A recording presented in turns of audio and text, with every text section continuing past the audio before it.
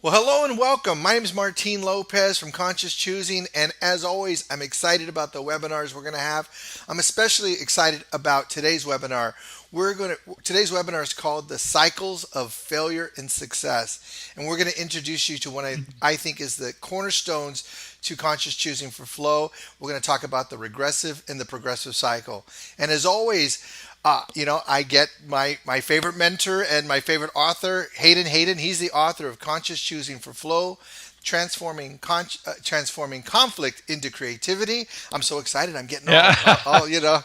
So without further ado, Hayden, how you doing, Hey, buddy? great, Martine. Good seeing you again. It's always great going through these interviews with you. Thank you.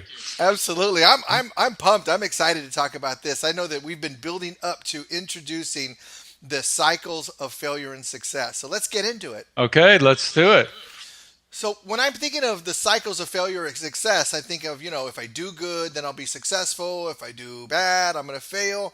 But we're going to talk really about the cycles of failure or success and how it corresponds to human interaction and personal interaction. Is that correct? That's correct. And if we were to take what you just said, if I do good, I get good results. If I do bad, I get bad. So we just look at, let's fine tune what's bad, what's good, and we create the regressive cycle. If we're doing bad, we're violating respect, we're violating safety with people, we're not treating them the way they want to. They resist, they pull back, and they have to self protect, and then we're in this regressive cycle.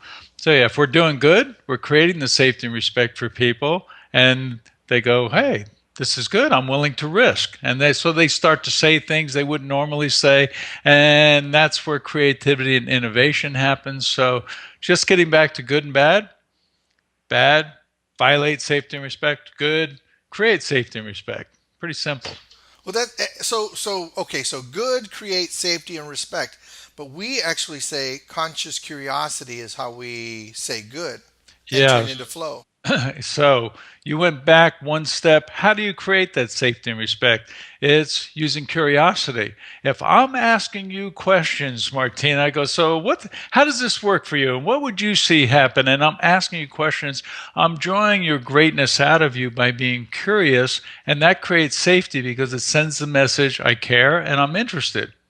So now they don't have to self protect. It's already safe and respectful. And that's when we can get innovation and creativity happening.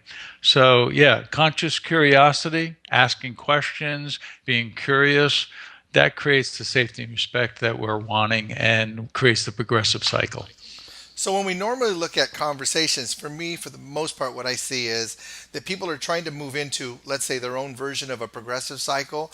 It's typically, this is how you have to do it, and I need you to do it. Maybe we try to do some motivation. Maybe we try to put a smile on our face. But oftentimes, we're really pushing people. We've judged and evaluated how we don't really like how they're doing things. Would that be kind of accurate? Absolutely. If we're telling people that's a demand. When we make a demand on people, they think they have to submit or rebel, and it doesn't feel good because their autonomy is being challenged at that point. But if we're judging, this is the way we need to do it, and let's hurry up and do it, and we're blaming them. If it doesn't work, it's your fault, and complaining, hey, we've been talking about this, let's do it. That judging, blaming, complaining is actually violent communication because people hear it and they have to self protect because I don't know about you, I don't like to be judged. You I know, feel the if same way. Yeah, if absolutely. I'm judged negatively, it's like, whoa, what just happened here? So, uh, the first part of the regressive cycle is reptilian reactions, which is fight, flight, or freeze. Fighting is judging, blaming, freeze, I don't know what to do, and flight is, people checking out, getting defensive because you've judged them, they have to get defensive, and that violates safety and respect.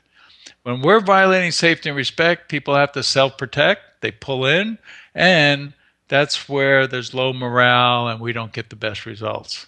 So we're looking at both of them here. So judging, blaming, complaining is reptilian reactions that violate safety. So in our last two webinars, we talked about choosing and choice. Right. And really, we kind of distinguish them as two different things.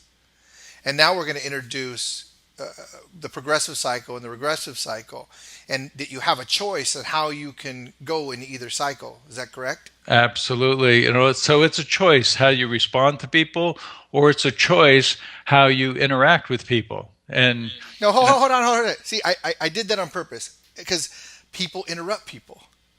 So you have a choice how you can respond to me interrupting you, right? I have a choice to interrupt you.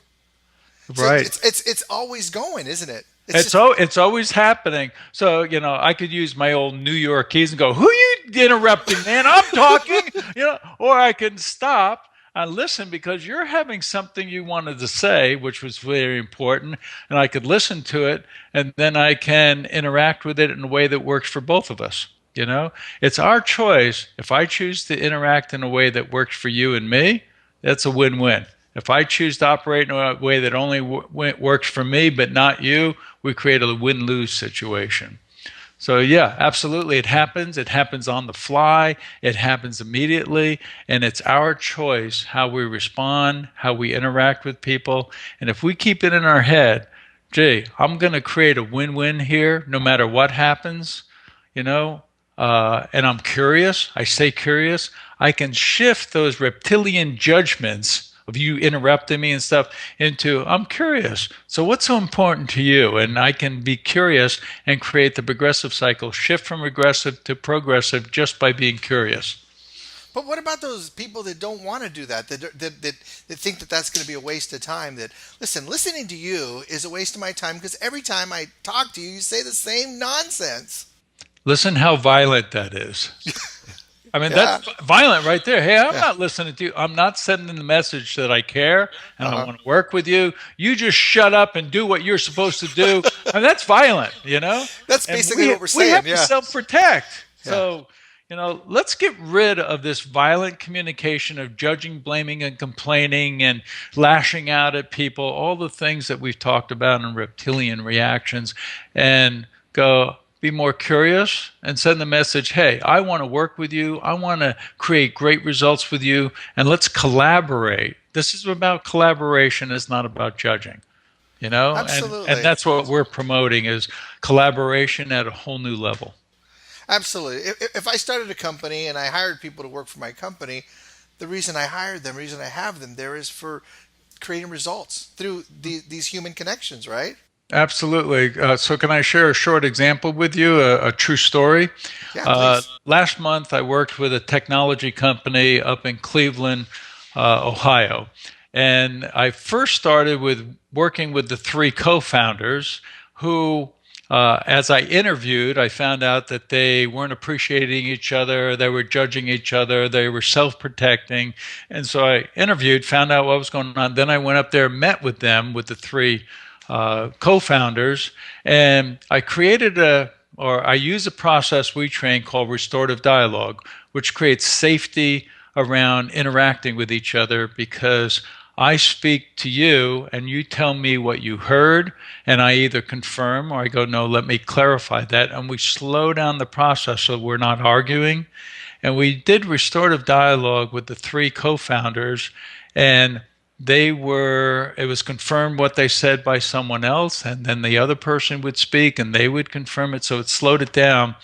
And all that judging and blaming they were having towards each other, not appreciating each other, all of a sudden they started appreciating what each other was doing because they found out things that they were ignoring. And people were sharing things that they were not paying attention to. And so by the time we were done, it took 5 hours. They dealt with all their challenges. They wrote out a one-page agreement about how they would start interacting with each other moving forward. And then they all three signed it. Uh, I met with them 4 weeks later and brought their executives through the training. And they all stood up and said, this is really important for us to pay attention to each other and to listen to each other and confirm what was said because misunderstandings drive conflict. So they shifted from the regressive cycle, blaming, judging each other, to the progressive cycle of being more curious and sharing information about each other. So that's a real life example of shifting from regressive to progressive, and it really affected the entire company. I love what you said. I love what you said, and but especially love that say misunderstandings drive conflict. Yeah, Is that what? misunderstand. Doesn't it usually? I mean, Yeah, shoot, I misunderstand what you do. Then I create all this meaning in my head, why you did it and everything, and it's based on a misunderstanding. So we have a very clear process on how to guarantee understanding, and that's simply to say, so this is what I heard you say. Is that it?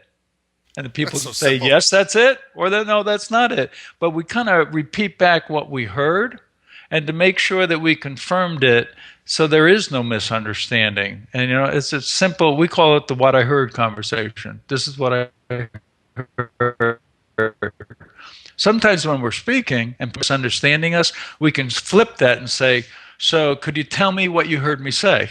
And then they share it and go, that wasn't quite it. Let me clarify it again.